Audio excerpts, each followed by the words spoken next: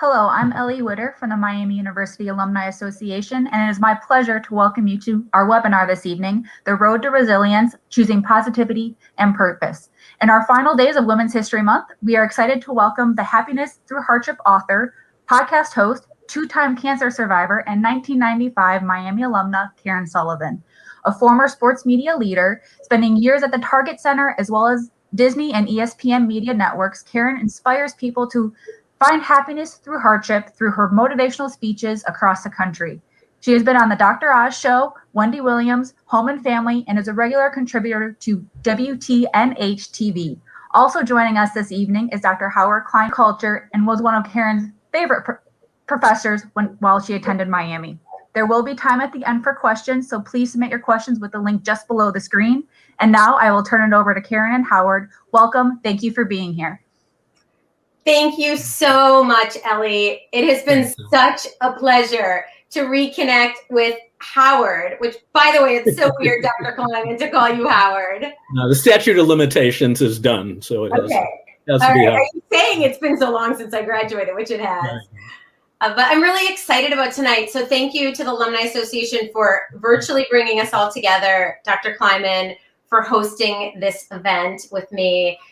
And I'm going to tell you, I'll tee it up for what we're going to do today. First, I'm going to tell you guys my story, just to give you a little bit of context in how I found happiness through hardship. And then we're going to have what we call a crafted conversation about positivity and purpose, of course, the theme of tonight. And then we are going to do a question and answer session. Now, some of you also had already sent in questions. We've got them. Thank you so much.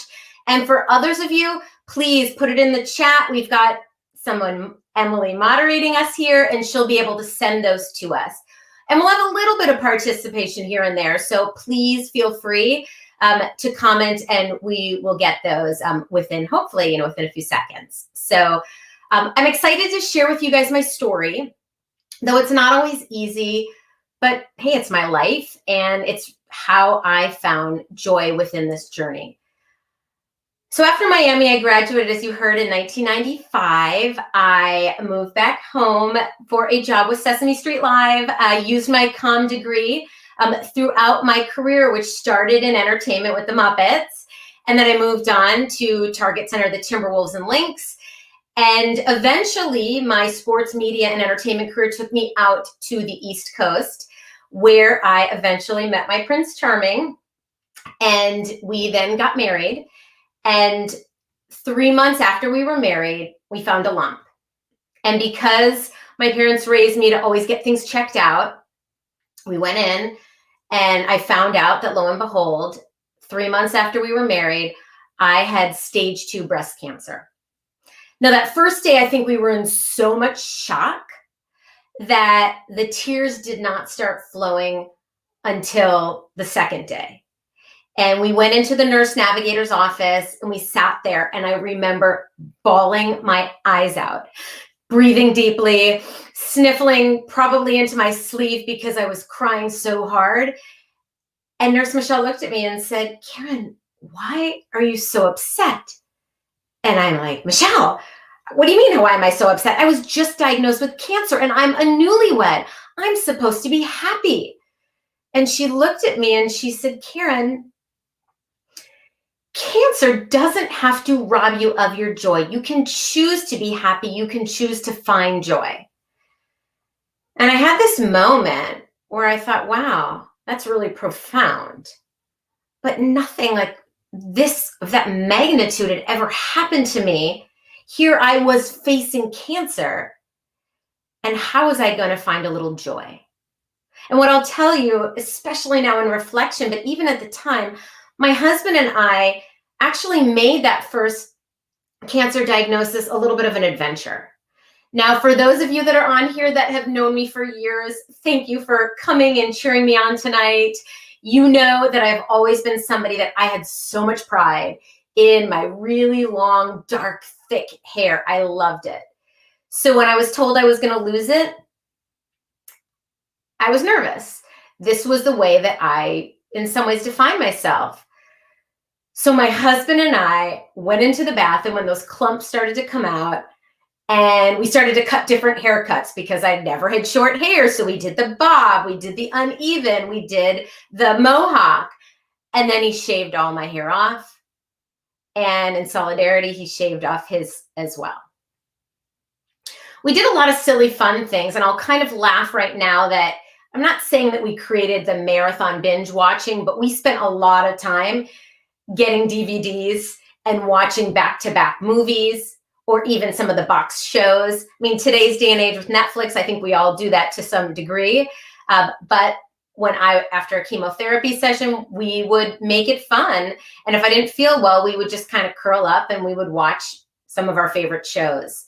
I also loved sushi. And so even though I had changed my diet slightly because I wasn't eating any raw foods and we weren't going out to restaurants just because my immunity was so compromised, we actually created our own sushi and then sat on the floor like we were in a Japanese restaurant. And I was a really good patient. I've largely been a rule follower most of my life, although if my parents are on here right now, they'd probably tell you differently. But as a patient, I was very good. I took direction. I followed the rules. I was a great patient. And 9 months later, after I'd been through all my treatments, I was still on the road to recovery in terms of my reconstruction, but I really felt like I was able to put cancer behind me. But that was only the first act. So I went into my 30s being sick. So fast forward 9 years, and it was around my 40th birthday. Now, so many of my friends were out taking mini vacations or going and planning big parties, and I had left my corporate career to go to grad school. And so I didn't really think I should be spending that type of money. However, I had heard of this executive doctor's appointment that you could go to where they do a number of scans, that you see a few different doctors all under one roof. And I was sick in my 30s, so I wanted 40 to share with the world that I was healthy, and that was the message I thought I was going to get. However, after meeting with all the doctors, the final doctor said to me, listen, you have the body of a 29-year-old, which I kind of laughed because it wasn't me in a bathing suit by any means. It was the fact that my heart was really strong, but I had a suspicious lesion on my sternum. And so I had to go and I had to check that out. Now, I will tell you that I am a firm believer in getting second and third opinions. Now, I did find out after I called my doctors, my oncologist, and they still had been seeing me, although 9 years out, they saw me a lot less. So I got all the appropriate scans I needed to do to see if my cancer had returned, and lo and behold, it had. And so because I believe in second and third opinions, even though I loved my oncologist and all the doctors I had in the original hospital, I went to those appointments. And I believe in second and third opinions, even if, and people ask me this all the time, they love their doctors, they're comfortable with the path. I believe in getting second and third opinions because you're having an extra conversation about your story, about your case.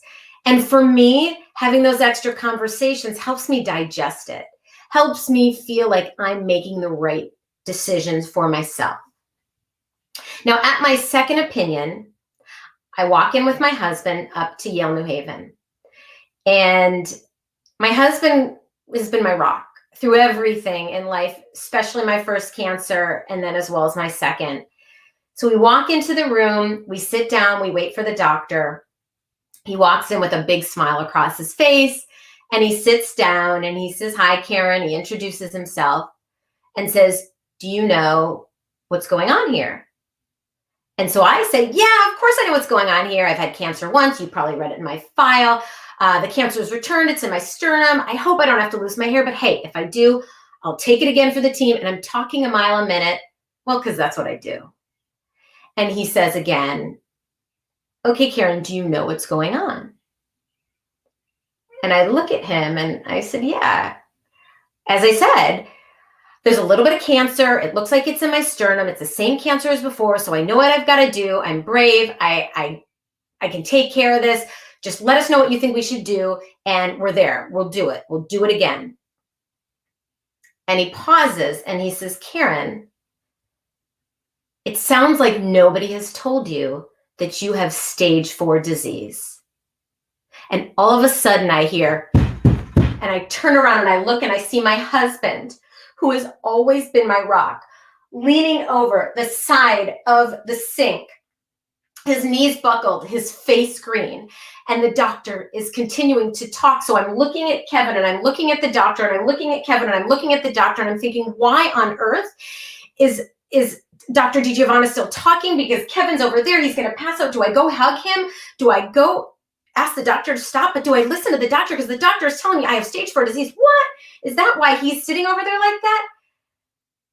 And that was honestly the worst day of my life. And we went home, and I will tell you that the next few days weren't easy either. I think for so many of you who have been touched by hardship, you understand whatever that might be, that shocking news that rocks you to your core. Even me, who loves to look at the silver lining, just felt this darkness come in over me.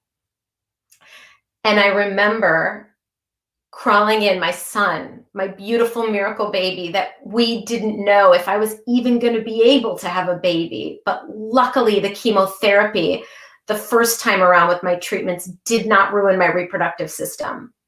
So here we are. And my 5-year-old is sleeping in his toddler bed, and I would crawl in bed after he was asleep and I'd cuddle with him and I would just cry because I didn't know for 4 months if I was going to live shortly past those 4 months or if I was going to live for 4 decades. And so those first few days trying to digest this news, because at the time, the only people I knew with stage 4 disease died and died quickly. And I did not want that to be my story. I don't think anybody does, but I can speak for myself and say that was the hardest time period in my life. I will also say that I have always been somebody that is action-oriented. And so within a few days, feeling that darkness around me, I couldn't live in this place that continually was giving me headaches and making me sick to my stomach. And so I thought about some advice that one of my favorite great mentors gave me back in corporate. And that's George Bodenheimer. He was the president of the company I worked with, ESPN, for many years. And for most of my time there, he was the president as well. And he used to say to us, be a student of the business, the way that you are going to succeed professionally. And here at this company is to just take it all in, learn as much as you can, and constantly be in this place where you can learn more. And so I took that advice and I was a student of my own business, which was my cancer life. And so I started to research who was thriving with cancer and what they were doing to be well. I was so passionate about changing my diet, which, by the way, anybody who knows me knows that I did not eat all that great at Miami. I was the queen, as I was laughing with Howard earlier, of going to the vending machines and buying the pretzels and the chips and drinking my diet, Dr. Pepper. But then also, of course, there was some Bruno's Pizza there. And through the years, I found my healthy choices, which would be fat-free frozen yogurt or Snackwells. And so for me to change my lifestyle was a big deal. And I got so jazzed by it that I went on and I got a plant-based nutrition certification. I started to research more that wellness and taking care of myself was not just about what I ate. It was also about being active, which some of us knew that already, but I always thought I had to go to the gym and I had to pump it out for an hour or so. But I really learned, especially for those with breast cancer, to prevent a reoccurrence, walking 30 to 60 minutes a day would completely change those odds in so many people. And that came out of studies from Harvard, the nurses' health studies.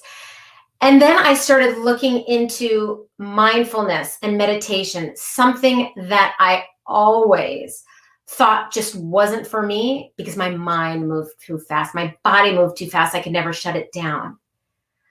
I started to research and find all this information, and I continued to do it. And then, because of course I was seeing so many doctors, I would go in and I'd interview them and I'd grill them and ask them, well, what does this mean? And what does this mean?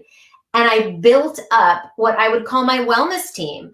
I added people to it for mental wellness, for physical wellness, for holistic wellness. And it gave me so much positive energy to feel like I had a say in what was going on with my body. Now, I'll tell you, I am not a doctor. I am not a researcher that's curing cancer. It felt like I had a little bit of control what was going on in my life. And that is where I come to you right now. It has been 7 years, 7 years, 7.5 years, actually, since I had those words from Dr. DiGiovanna. And you know what those words were? He said this to me a year ago. And that want of him talking was him saying, most people live about 2.5 years after their initial metastatic breast cancer diagnosis. Now, I am standing in front of you guys today telling you that I have beat the odds, and I've beat the odds twice. And I truly believe, I tell my son I'm going to live till I'm 94. Now, I don't know where I pulled that number from, but to me, I truly believe that the way the medical community is working so fast, and there's so many things out there to give us hope. I also truly believe in lifestyle changes and how that can help fuel us. I love to share with people that one of my college roommates said to me when she saw me 2 years ago that my skin looked so much better than it did back in college. And that's probably because I wasn't drinking green beer, or I'm not drinking it as clearly as much now. However, I am filling my body with so many wellness practices and nutrients that are making me not just feel great, but also, I will say, shine on my youth and look good, if that's something that we all care about. So I am really thrilled for any of you out there that meet somebody that get this diagnosis to know that there is just so much hope. There is so much hope, and I am here to continue to shout from the mountaintops that it doesn't have to be a death sentence. And my heart goes out, though, because through this journey, I have met a lot of people that have not been as lucky as me, and I recognize that. And that that is something that, I feel lucky and blessed that I am here before you to share my story.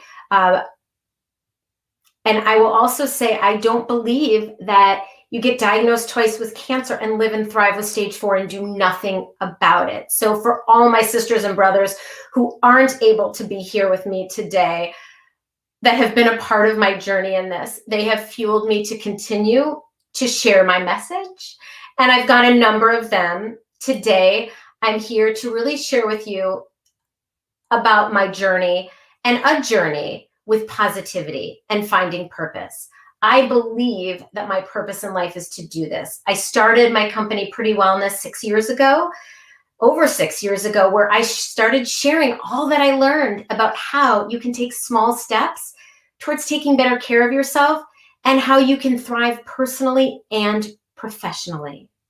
And I love it. I love when I was back in Miami a few years ago and I got to share with Howard how all those years ago when I was studying about being on TV, I'm doing that now, but in a different way. All the writing we did in college, I'm doing it through the book or through the podcast or through these speeches that I give to share my story in the hopes that it's going to inspire you, any one of you out there, to know that you can take small steps to take better care of yourselves, and hopefully that will help you thrive. And also know that we have a choice and that we can choose to focus on little joys in life. Now, I am telling you, that doesn't necessarily solve my diagnosis or anybody else's out there. It doesn't change some of the hardships we have in life. it just hopefully can help us find a way to have a little bit of joy during whatever journey that you have in life. And so that's what we're here to talk about today. And I'm going to open up our conversation and toss the mic back to Dr. Kleiman. So I'm really excited to share more and to talk about this. Thank you, Caryn. There's so much to talk about, and I look at the clock up in the corner of the computer and I think, how are we going to do this? How are we going to get it all in? But let's begin. When you were an undergraduate, and of course, we knew each other pretty much your whole undergraduate experience, even when you were in high school, right? And looking at campuses, and I was so pleased that you came to Miami and I had a chance to get to know you. But when you were at Miami and thinking about life after Miami and getting the skills in our field, and media, obviously the last thing I'm sure in your mind was all these things that were going to hit you, or at least the two big things that were going to hit you. You've kind of alluded to it briefly in your remarks, but where do you see, I think a lot of people listening to you say, well, that's great, but how do I do that? Where do you think that inner strength came from?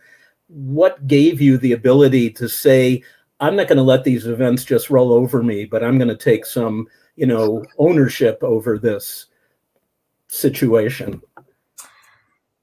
That's a great question. I think in terms of, I felt like the first time, as I mentioned, it was so dark and my head hurt so badly. And I remember sitting in my kitchen, talking to a few friends, sharing the news the first time I was diagnosed. And I could never have imagined ever getting cancer. And so I couldn't imagine being happy through it because I'd never thought of it. And then when I had heard about cancer in the past, I just didn't think that would be my path. And so I think, I just did it. I didn't want to be miserable. I didn't want to be unhappy. And so while there were plenty of times that I was in pain, there were plenty of times that I was really nervous. What I really love to what I love to share is that, people will ask me, but, you're Sally Sunshine. I'm not that way. I want to tell everybody I am not, at those darkest moments, I am not always Sally Sunshine. And that is okay. I will say to people, like, it is okay not to be okay. And I've written about what I call this mourning without care period. Whenever something bad happens, it's not just the cancer, it's really in my adult life. I will let myself do whatever I need to do to start to digest it. Now, whether that's something professionally, whether that's something personally, whether it was the cancer. Now, granted, these hardships have different weights, but I will allow myself to digest it. And then at some point, I know I have a choice. And hey, you could choose to do nothing in some of these choices. But I think that it's okay to let yourself be. And then at some point, you got to put one foot in front of the other. And I found it easier to try and tap into that strength. And when people ask me, like, how did you navigate that? I really would say that the two key things there would be, one, who you surround yourself with. Now, when it's something medical, best advice, well, I got lots of great advice, but somebody that I had worked at Target Center, who I was in Connecticut the first time I was diagnosed, but I grew up in Minneapolis. And so I was still close with a lot of people there. And she reached out to me and she said, Caryn, make sure that you have a medical team that you trust, because you are not a doctor. And as much as you are going to Google it, you're not going to find all the answers that are going to support what you need by Googling it. And what's funny is one of the chapters in my book is actually Google is not your friend, because it sometimes can send you on this path. I think we all know that. It sends you on this path, and a lot of the stories you read are not necessarily the positive ones that will pump you up. So I think surrounding yourself by a great medical team, if it's something and whatever it is in life, surround yourself by people that are good for you. If you don't think you need that Sally Sunshine cheerleader, then maybe that's not the point. You bring that person in there with you. If you need somebody to just listen, maybe that friend who listens a lot. So having that community, both personally and then like medically, are important. And then I also believe in, and since my second diagnosis, having tools to help me take care of myself. And what are those tools? There's so many healthy living tools. And so like, would you guys be willing, like one of my favorites to do this with me when I'm out and I do engagements with people like in person, right? You get to go around the room and see what people know in terms of sampling healthy living tools.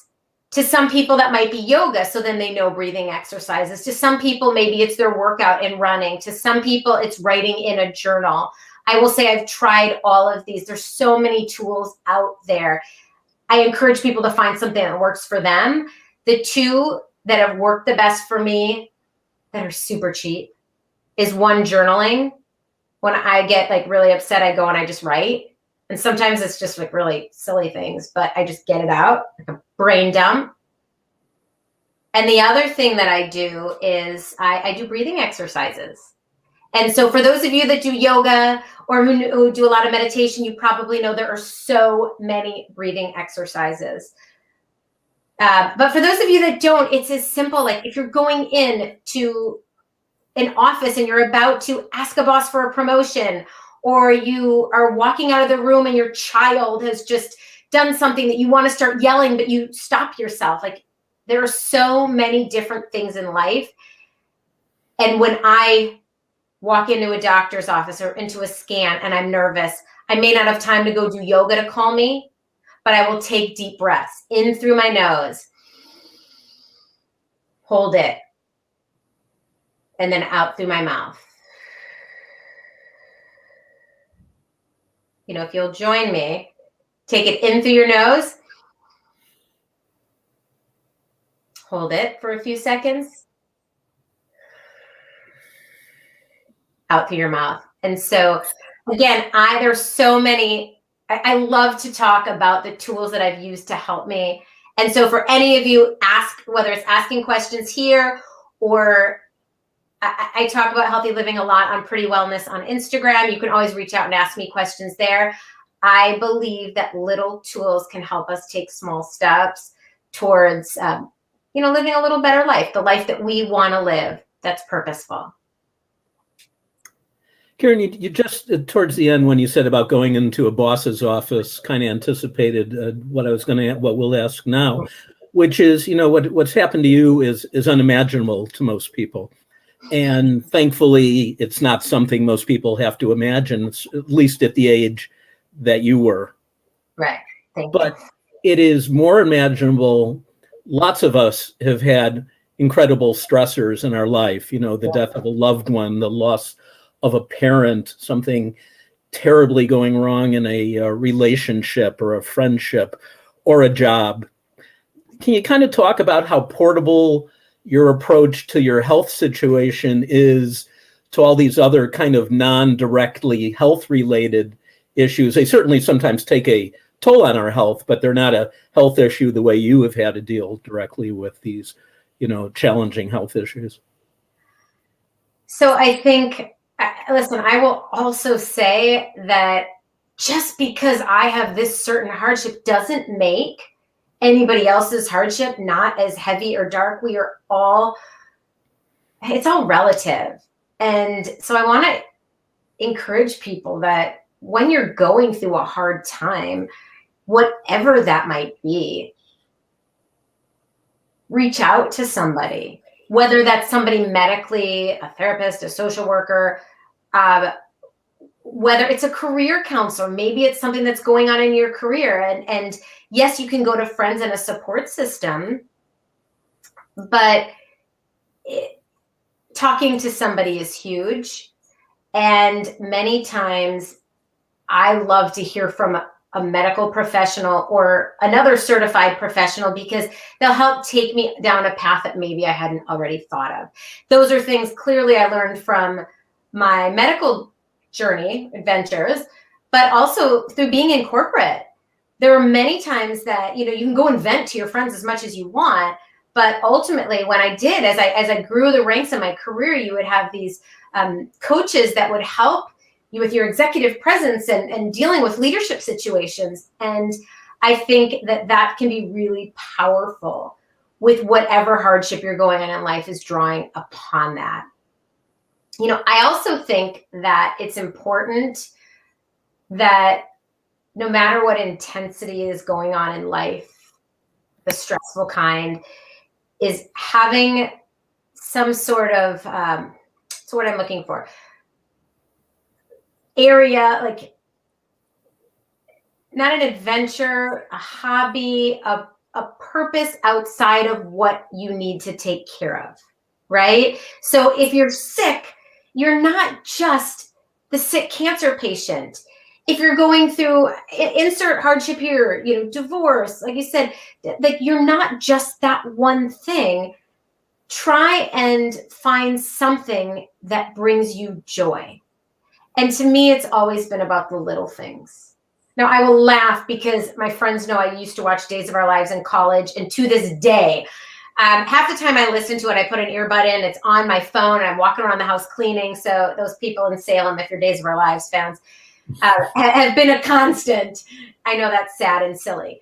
But I say that because is there something that brings you joy, whether it's a silly little TV show or it's a hobby, and that can help you find another purpose outside of just the hardship of what you're going through? And I often encourage people to think back to what was something that they loved as a kid. I remember when I was in my 20s, I moved from Minneapolis to New York, and I was working in a job there that was super intense, and I was really stressed out over it. And one day I was walking home, and I passed Rockefeller Center. And for those of you who know New York and know Rockefeller Center, there's a big ice skating rink. Now, growing up in Minnesota, you spent a lot of time on the ice, whether that was running around a pond or it was figure skating. A lot of people played hockey, though I started out figure skating. And so I love to put on skates and to just skate around. I get, just this really warm feeling. And so I remember that day walking past and just having this childlike wonder, like, I'm going to go ice skating at Rockefeller Center. And I'll tell you, even a few weeks ago, a neighbor down the street who I don't know, so I did not go over and ask, put up a ice skating rink outside their house. And I thought to myself, like, wow, what I would do to grab my skates in the garage and be able to go out with my mask, nobody around, and just skate. And so I encourage people to, when they're going through stress and they need an outlet, you can talk about healthy living tools, which we mentioned, but also try to tap into something that you used to love, because maybe that's going to bring a little bit of joy or maybe some purpose to help you not feel like you are just the patient or the, this, that, or whatever the next thing is. Obviously, even the most successful, happy in their personal and professional life individual has found the events of the last year, incredibly challenging. Yeah. But obviously, for people whose lives have bumps in them, pre-March 1st, 2020, you've had even, obviously a tougher time because your range of options is constrained. The pressures that we've all felt in this last year, obviously affect us all. But again, people who came into the year, already bearing issues, again, in their personal, their medical life, their professional life. Talk about the year of COVID in terms of your situation, but also, again, how people under these circumstances, and hopefully, obviously, things are beginning to loosen up, but we're not there yet, at least totally. So, yeah, can you kind of draw upon the events of the last year? So, if you're asking, are you asking how it affected me and influenced me? or my thoughts on how? Well, I think both. First, yeah, from your personal point of view, how this year added to everything or subtracted or impacted you, Yeah. but also what you have for other people who have had to deal with, again, maybe hardships before the year, but then it's exacerbated by what we've all dealt with this year. So I think to give everyone a little bit of context, I am on a chemotherapy regimen right now. It's a chemo pill. For those of you that ever know metastatic breast cancer, it's called Ibrance, and I've been doing very well on it. So again, I throw out that hope.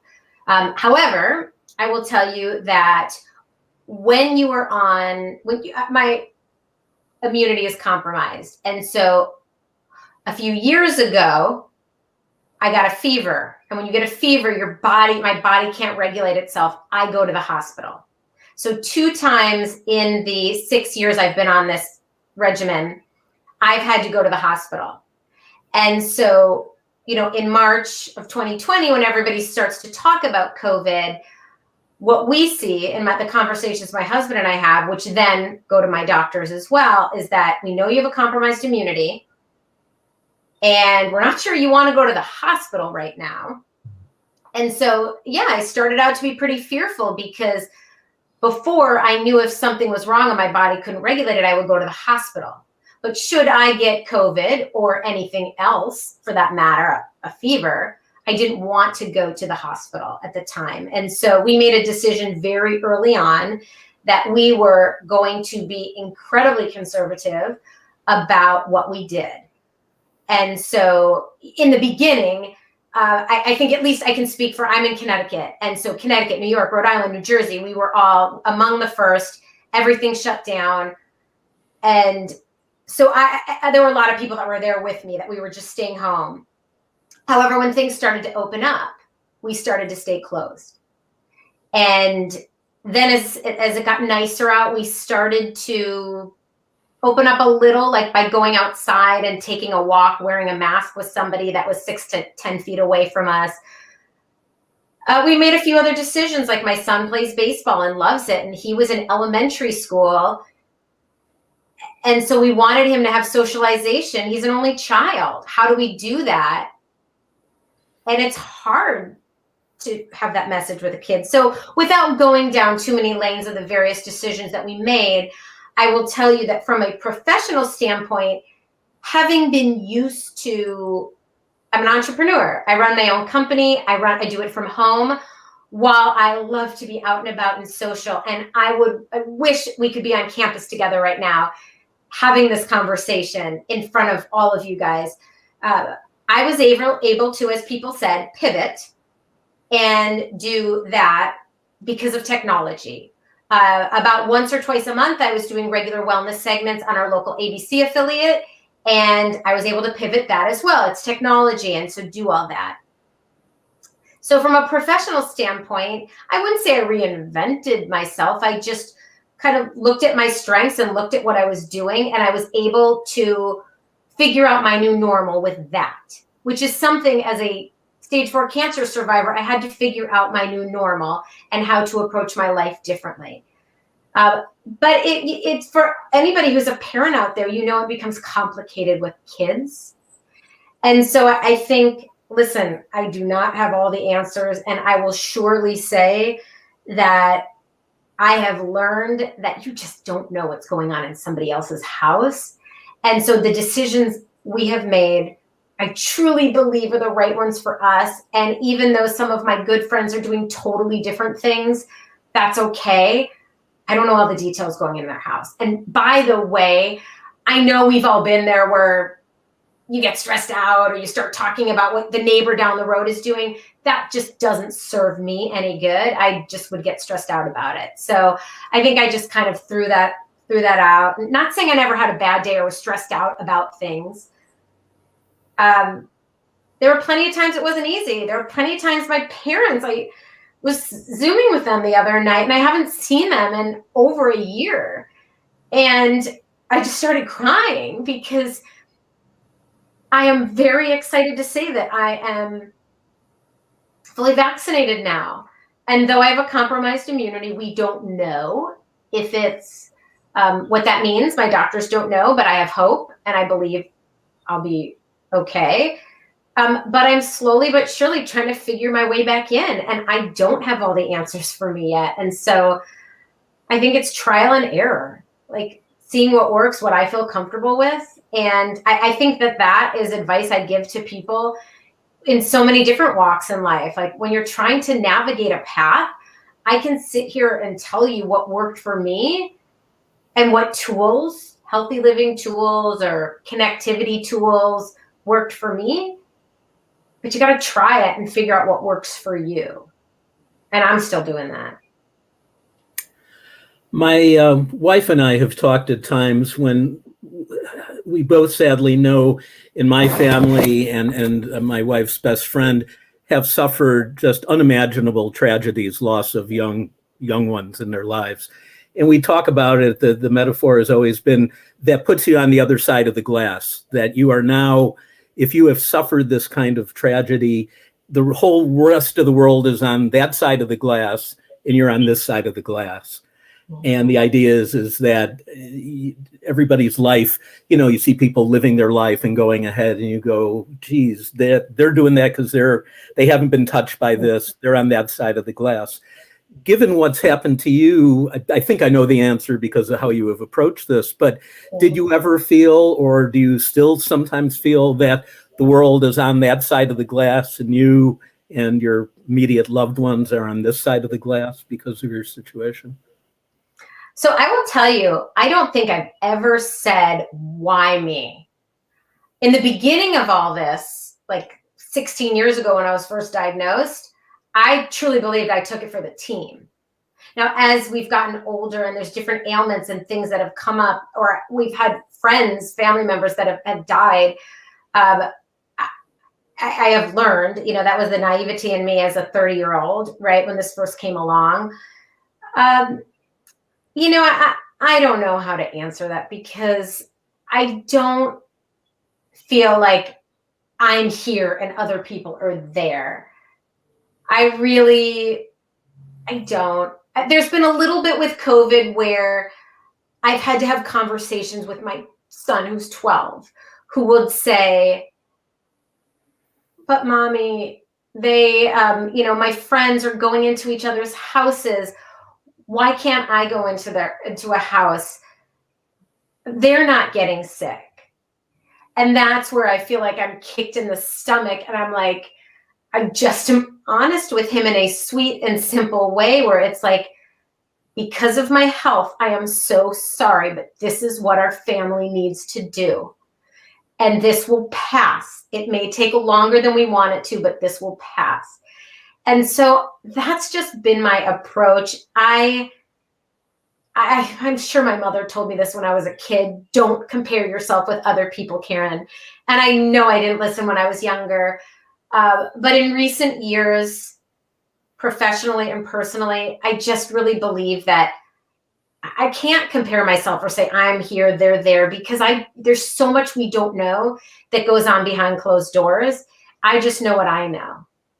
And I'm just really lucky and really blessed that I have a strong support system. And I will tell you that that's not just, I have the most wonderful husband and sweet son. And I'm lucky that my parents are still here and my in-laws are wonderful as well.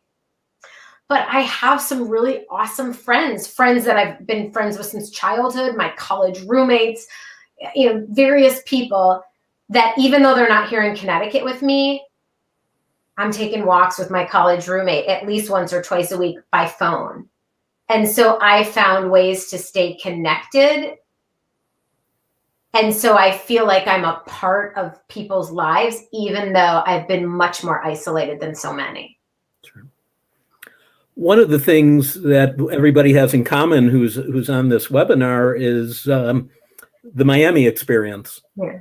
And so to kind of come back to it as we wrap up this part, and we'll start taking questions from the audience, but thinking back to your Miami experience, obviously you were again focused on building the experiences towards the career. So, the media stuff is unique to your major, but what is it? And it maybe some of those experiences are relevant to what you're dealing with now, but can you draw back onto the Miami, experience, whether again it's on the personal side with your sorority, whether it's on the academic side in Williams Hall, what are the things that maybe have helped you, looking back 24 years, when you were an undergraduate? So definitely in terms of my career, I mentioned that I graduated, I think it was May 7th, why I remember that date, of 1995. And 5 days later, I started working for Sesame Street Live. I was a marketing assistant. And within 3 months, the woman who basically brought me in the company came to me and said, Caryn, I'm leaving, and you should go for my job as the tour publicist. And I looked at her, I'm like, oh my gosh, I'm 21 years old. Like, you think I can do that big job? And she said, look at your experience, Caryn. Now, leaving Miami, and mind you, everybody on this webinar, that like 1995, not everybody had internships, right? We did what we could. Now there's so much more access because of technology to be able to do things. We didn't necessarily have all that. But I graduated Miami, and I had worked for a TV station, WMUB. I had worked for WMUB was the radio station, and so 2 radio stations, the TV station, the Oxford Press, the newspaper uptown, and then I did Loss Hall and Associates, which was basically agency work. So I felt pretty confident after Laura had pumped me up and said, you can do this, Caryn, to go in there and say, I know media. And that was the beginning of really me like jumping into my career and really playing off of various experiences I had. And I had a lot of confidence from doing that because I started to draw upon your experience and see success. So I will definitely say my Miami experience really fueled so much of my career. And even now I look back on it, I joke around, like we took so many classes about TV. And growing up in Minneapolis, if anybody on here is from Minneapolis, Pat Miles was the big name anchor. And that was where, when I went to Miami, I wanted to grow up and be Pat Miles. But of course, my career took another direction. But here I am, years later, even at Target Center, I did a lot of local TV. And now in more of my second career, being an entrepreneur, I do a lot of TV work. And I attribute that back to my lessons in broadcasting and my comfort level with it. So professionally, definitely helped me. And personally, when we were talking about this a little bit the other day, personally, bless you. Personally, what I got out of Miami is a few things. I thought about what experiences like helped grow me as a person. I would say that I volunteered at the OCRC, the Oxford Crisis and Referral Center. And with that, I was trained how to listen. And that truly helped me in my career. And then when I was in my 30s and got cancer the first time, the hospital would hand out my name and phone number to people who were recently diagnosed. And I learned that listening is such a key component in so much of what we do personally and professionally. And I didn't need to know the answers. I just needed to listen. And that's been so key with so much, whether it was work stuff, whether it was talking to somebody and helping them through a hard time, cancer or no cancer, and providing resources. And I think the last thing I would love to say, though, is that I think so many of us at Miami have experienced this. It is a medium to bigger size school with a really small school feel. So we weren't going and hanging out in big towns. We were hanging out in Uptown. My college roommates, many of which were in my wedding, I am still very close with. I will also say that a lot of people that didn't go to Miami don't understand the Greek system like so many of us at Miami do. And I want to end with saying that was probably the first organization that I was in, like a bigger organization that really taught me about the support and connectivity. You may not have a sorority sister that was your best friend, but let me tell you, and I get tears in my eyes when I think about this, 9 years after I graduated was when I was diagnosed with cancer. And as you know, it came out of left field. I was very young. I had no family history. And we didn't have the social media connectivity we have today. So a few of my roommates and my sorority sisters started calling, possibly emailing, and reaching out to other sororities. And I had so many care packages and notes from girls that were in this organization with me, that were a few years older, that were a few years younger, that really made me feel loved and supported, even though I was feeling so lost and so young, because I was just diagnosed with something that was so much bigger than me. And so I will really give a big shout out to those organizations. And for me, it was my sorority that really showed up in a different way. And that was pretty powerful. And so that power of connectivity, even though you're not close, I really took away from Miami as well. We are connecting with the audience because we have some questions. So let's open it up. All right, let me see if I can see this. Sure. So so again, I don't know if we'll be able to get to them all, but and some came in before the webinar began. One question that's been posed is, how do you work through losing a parent? All right. So first of all, I'm so sorry to whoever wrote in that question. And I will tell you, I don't have experience with that because I'm very lucky that my parents are still alive. I do, however, have experience with grief. And so what I have done is that I've, connected with therapists, holistic practitioners, people that can help guide me, support groups. Although I will tell you, some support groups aren't for everybody. Finding someone to talk to help me navigate a path that I am unfamiliar with. And that's happened to me with the grief. I will also say on a side note that, and I mentioned before, writing to me has been very cathartic. And when I've dealt with grief, especially pretty intense grief, and I wasn't ready to talk about it, I sometimes just sat and now I'm typing on the computer more than writing, but that I've written a lot, and it's not always good stuff, and it's not stuff that I necessarily want to share, but it helps me process. And so that would be my thought, at least how I've dealt with grief. Here's a related question that came from another audience member. My mom was just diagnosed with stage 4 metastatic breast cancer. And one of the biggest things she's felt lately is overwhelmed with the fact that it's forever and she'll be managing her diagnosis treatment indefinitely. How do you cope with that aspect of your diagnosis in the early days? I will say in the early days, there was just so much to manage that I think for me, I didn't focus on the fact that it was for the rest of my life, because frankly, I wanted the rest of my life to be a really long time. I will say, to your mother, again, I'm sorry that she's dealing with this. I know through some work I do with the foundation that there are so many trials that are going on about new treatments that I feel like I am very lucky if I can spend the rest of my life and it be a long life in these type of treatments. Now, not everybody experiences the drugs and the side effects the same way. I will say that.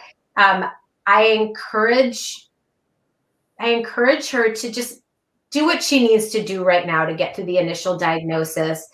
And, for me with time, things change a little. When I embraced it and realized this is what I need to do to live that long life, I think mentally it made it easier on me.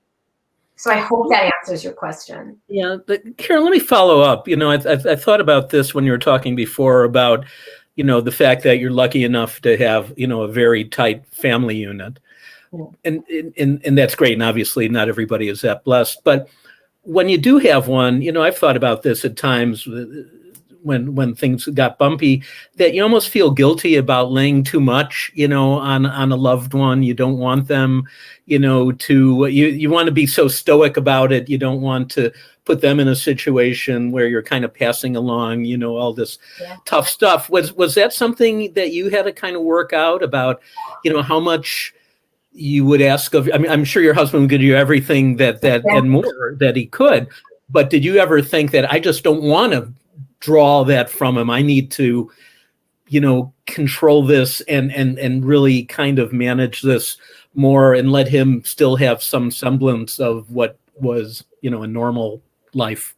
Yes, I definitely, especially in the beginning, I felt like, honestly, I felt like, wow, I was damaged. And he would look at me and tell me that was nonsense. He's like, we are in this together. And that even with this, then with the stage 4, I'm like, wow, I really, this took it to another magnitude. Look at all the heavy that my life is bringing. And he would throw it right back at me and like, but look at what you can do with it. And look at how, like, we want you here. We want you here for as long as you'll be here. And I will say for all the people out there, because I am one of those people, I am work in progress when it comes to asking for help. I do not like to ask for favors. I never have. It takes a lot out of me. There's a select few people that I think it comes a little easier. And maybe that's because I do so much for them. I don't know. But it is a gift, I have learned, for us, whoever's going through the hard time, to let others help. Because if they care about you and they like you and they love you, they want to help. And they don't want you to be hurting. And they don't want you to go through whatever you're going through, because whatever we're going through, we don't always share all of it. Or maybe we do share of all of it, but they think there's something more going on that maybe there isn't. So know that there are a lot of people that may not even ask you because they don't even know what to say, but people genuinely, your loved ones, really want to help make it easier. And so to the extent that you can let them, hey, listen, when I've thrown it up there and let people help me, it's amazing how much easier it is. And like really be okay with it, not like hover over and be worried that things might not be done the way I want them to. And again, like I said, I'm work in progress in that, but I definitely have, my life is my life. Do I have hardships? Has my disease brought, enter different words here for other people in my life? Yes, it has, but I want to believe that I've also, like, it's our life together. For my family, it's our life together, whether it's my parents, my friends, like a relationship goes both ways, not always at the same time, but through life. Sure. And so, I hope that people will consider just, again, I'm all about taking small steps. And for me, I made a lot of changes when I got the stage 4, because that was the fire that was lit underneath. I wanted to be able to make life better for myself. But if you don't have that fire, that's okay. Just take a small step towards doing something that will bring you a little bit of joy or will help you find your way towards whatever you want in life. Here's an interesting question. I'm guessing more than one person has been thinking about during the presentation. One of the audience members says, is there such a thing as too much positivity? Or is that just a perception of only people who aren't positive? So that can be too much, yeah. Right. So I will tell you, I don't believe that there's a such thing as too much positivity. I will say, though, is that you have to know your audience.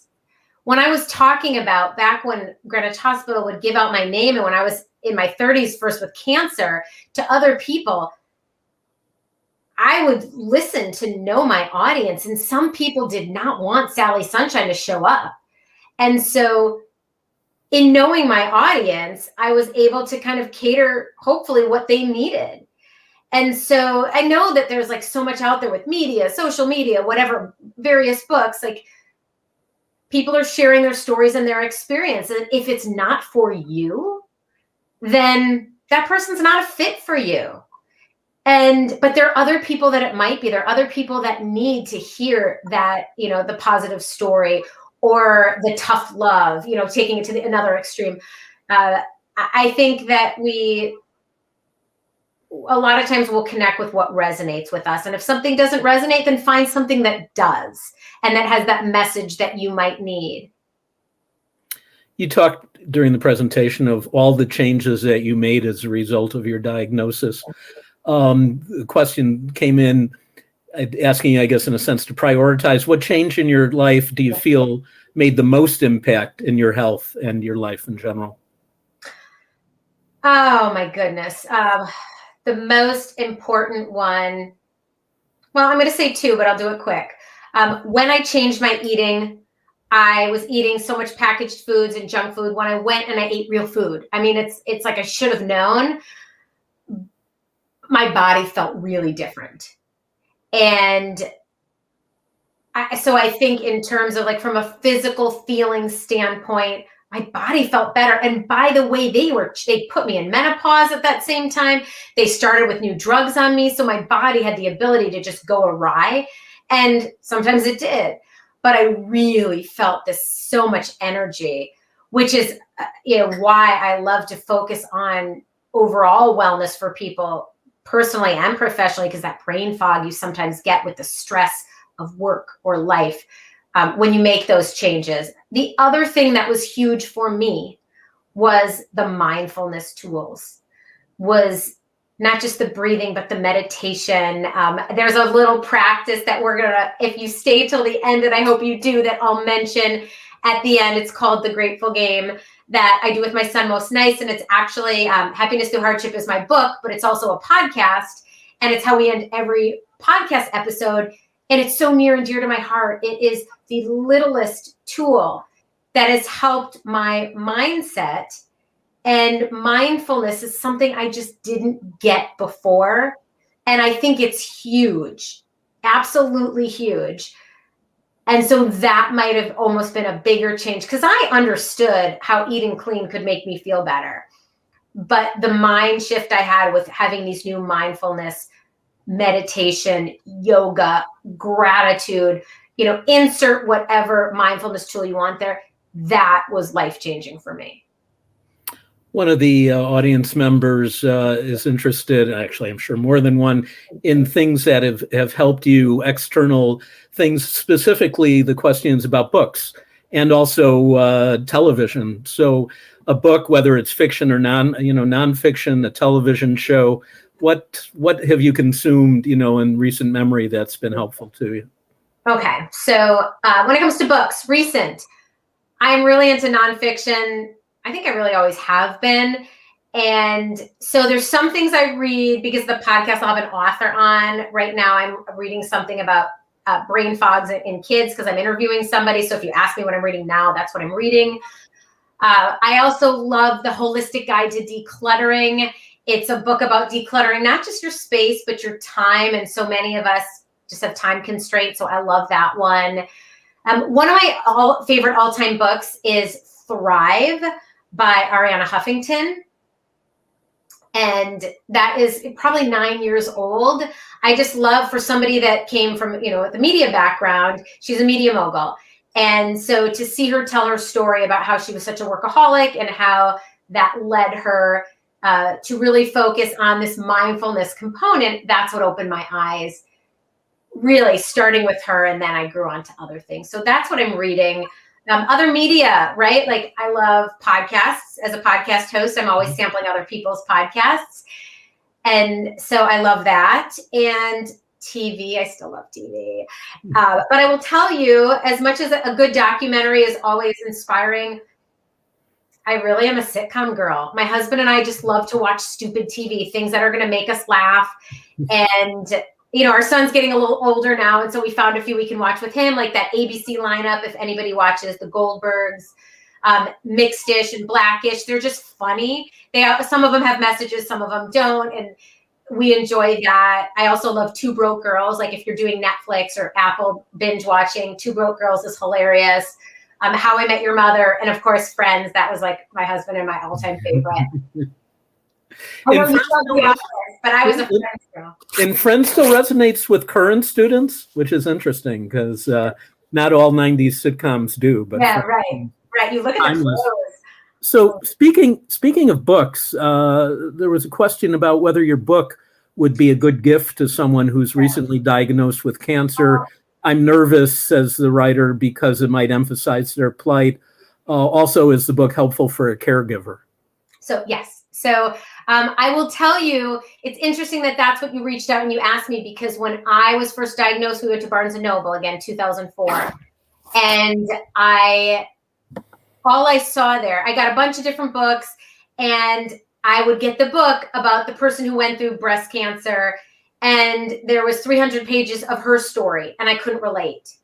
And then there was also 300 pages that were heavy, like there might be information books. It was just so much, and I was going to all these doctor's appointments, and I was crying, and I was tired. And so my book is actually what I wanted, which is, again, it's called Happiness Through Hardship. It is a guide for caregivers and patients and friends and loved ones. It is an 1.5-hour read. I didn't want it to be that long. And yes, every chapter I probably tell a story about something that I went through, but then I go and I give tips and resources about, here's what I would do. And there'll be a page for the patient, and there's a page for the caregiver. And so I do think, and the actual funny thing about it is that the second half of the book is a journal and note-taking pages, so that you can take the book, like, here it is right here, and you can throw it in your purse or your bag. And there's, in some of the resources section, there's questions that you could ask doctors. And so you can take notes, and you can write them in the notes section, or you can write them right there in it. So I was very mindful, because we all go through something different in our journey with whatever is going on in life, and let alone with cancer. And so I hopefully told enough stories that people could relate, but not too much that people would be like, oh, like, I don't want to hear more. And it really is about my first diagnosis, because wherever if you get diagnosed at stage 4 or stage 1, you still get that. It's about those first few months after diagnosis. And so it is meant to be a gift. A lot of people would always call me and say, Caryn, what do I do? My friend just got diagnosed. Now it's just a way that, you send a book, like, especially people that know me, like, my friend wrote this. And I do that with the podcast as well. The podcast actually isn't necessarily about cancer. It's kind of the next evolution of Happiness Through Hardship, where I interview different people about some hardship they've been through in life, and how they, like, the lessons they learned, maybe not at the time, but in reflection. But I do have a few mini episodes where I talk about the cancer journey, because I will get questions from people, whether it's people who reach out to me, like on Instagram at Pretty Wellness, or just through these type of meetings when I'm out in person. That's part of what I love about the in-person speaking engagement, is that you talk to so many people and they share their stories. And so it's my way to connect back and share, hey, like, my life and what I've learned. Sure. And there was some interest in finding the podcast, not surprisingly. So how does the audience members find the podcast? So it's Happiness Through Hardship. It's on Apple Podcasts. It's on Spotify. It's on Google Podcasts. It's on most of the podcast platforms. So, or you could always go to my site, prettywellness.com/podcast. And then you'll see the rundown of all the interviews, which is so fun for me. I love a microphone, but I love to be on the other side of the microphone, where I'm getting to ask the questions, and I learn so much, in hopes that other people that are listening are going to be inspired to, to just find a little bit of joy in whatever they're doing in life. Somehow we've come almost to the end of the webinar, but you had mentioned that you often end these kinds of sessions with something that you feel really excited by. So I'm not going to steal your thunder. Why don't you talk about it? So, okay. So as I mentioned briefly, I play what's called the Grateful Game each night before bed with my son. It started a few years ago when I received a gratitude journal, and I sat in bed with him. The light was on. We were writing what we were grateful for and why. And it just, it was a little too cumbersome for us. And so we then kind of changed it to work for us, where we turned off the light. We would lie in bed, and being that my son was 9 and was very competitive, he would time me and give me, at the time, 2 minutes and say, okay, Mom, what are you grateful for and why? And then we would count. how many things we were grateful for and why each day, and whoever had the most win. And by the way, to this date, he still has won every time. And so when I was looking for segments, as you know, in media and shows, we like to have segments. How could I add a segment to the podcast? I was sitting there just trying to be all creative and come up with these ideas, and bam, it hit me one day that why don't I just end it with a grateful game? It's so me. And I'll tell you why it's so important and why I ask that everybody that's here right now, maybe you play along with us, is because we're not going to have great days all the time. Whether you're going through a hardship or it's just day to day. And I think we all know there's big things in our life. We're grateful for the roof over our head. I'm grateful for my health. I'm grateful for my family. But sometimes you're just down in the dumps, or you just don't feel great. And it's the little things that bring a smile. And so what I've found in making this a daily routine, or most nights routine, is that now I go through the day looking for little positive things, and they make me smile. I see it. I go on a walk and there's a rock that somebody painted. I'm like, oh my gosh, that's great. I'm going to have to tell Kyle, my son, tonight. And so I really believe, and there are studies that talk about how having these, call them touchy-feely mindfulness practices can really help with healing. And so it's been a huge component in my life. And so I would like to open it up.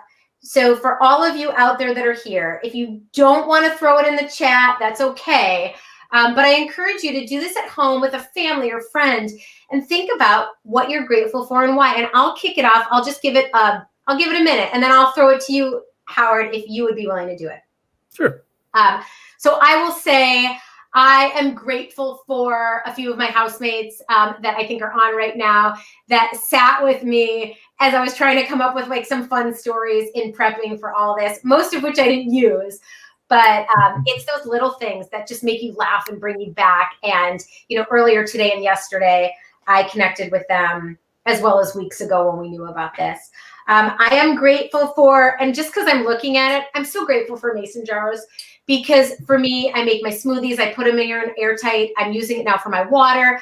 I sometimes will store little salads when I'm on the run or whatever it might be in here, and I throw it in my purse. I'm grateful for those. I am grateful for my new little markers here that are shimmery, that I had mentioned Kid Like Wonder and how I used to do calligraphy as a kid. I have learned through quarantine and COVID time how to do a little bit of modern calligraphy. That was tapping into my Kid Like Wonder. And so these pens is kind of fun to do that. So again, they're silly and they're small, but they're little things that I appreciate that bring a smile to my face. And so I'm going to toss it to you. Sure. Well, I this is shameless, but here, one of the things my wife and I are incredibly grateful for. I'm trying to. Can people see that? I love it. Yeah, and this is our first and only grandchild right now, Matthew Kleiman, 5 months old, and of course a perfect child in every way. We'll be going to Harvard or the Harvard of the Midwest, Miami, but that's what we're grateful for. Some of the other answers that have come in, Caryn. Yes. Somebody gave themselves a pedicure, a self pedicure. Okay, that's great. That's so fun. Another your podcast. They're grateful for your podcast. So thank you. Thank you. Tonight, sunset. Tonight. Really, especially coming out of winter and the spring. All the extra time spent at home this past year. Okay. Boy, that's a way of seeing the glass half full, isn't it? To say that a good thing about the events of the last year is the time that we've been able to spend, that we might not normally. I'm 67, says another audience member, and have had MS since 2005. I'm so grateful I can still stand and walk with a walker. That's wonderful. Being able to help my mother-in-law. Yeah. Here's one that just came in. Watch you, Caryn, with my daughter, Kate, snuggling with me. I'm probably watching you, Caryn, with my daughter, Kate, snuggling with me in my lap. I love you. This is clearly somebody you know. I love you, see fine. I'm grateful you're healthy, Caryn. So that's a nice spread of from looking at things outside to things that are happening in people's homes. That's a nice range of grateful elements. So that's great. I'm grateful you asked that question. Yeah. Well, thank you. Yeah, I'm sorry. Go ahead. No, I was just going to say thank you for everybody that took the time tonight to honor Miami, to honor me. I hope that I've been able to provide just a little bit of, I don't know, positive energy. I'm throwing it out to you, and know that, like, I can't guarantee you that whatever hardship you're going to go through in life, and I keep using the word hardship because it can mean anything to so many people. I can't tell you that all these things are going to change your world, but they can maybe change your mood, and they can make a part of your day a little bit better. And that will hopefully help you just find, a little bit of joy in the time we have here. So, oh my gosh, can I just say, as I'm reading all these things coming in, I love it. You guys keep them coming, or reach out to me. I'm Pretty Wellness on Instagram. I'm there often, and I love to answer questions and, connect with people there. So, so thank you. Thank you for being here. Thank you, Dr. Kleiman, for continuing to be my cheerleader, even years after I've been gone from Miami. And Ellie and everybody that's on right now with the Miami Alumni Association, or students who came. I think my intern, Elena from Miami, is on right now. And she said she was grateful for her internship with you. So that was great. So, Caryn, thank you. This always sounds corny, but one of the reasons I became a teacher is the relationships that you could establish and maintain after students graduate. And the best part of my career at 36 years plus at Miami has been watching you and all these wonderful mass communication, majors, be wonderful students and then become wonderful professionals and wonderful people, and deal with things and share their, trials and tribulations in such a positive way. It's been wonderful, knowing you for, your whole time from the day you stepped foot on campus as a high school student to tonight. So it's been wonderful. So thank you. Ellie, I think, wants to have a last comment. Ellie? Yes, absolutely. Thank you very much, Caryn and Howard, for your time this evening. And on behalf of everybody from the Miami Alumni Association, hope everyone has a wonderful evening. Thank you for joining us. Thank you. Thank you.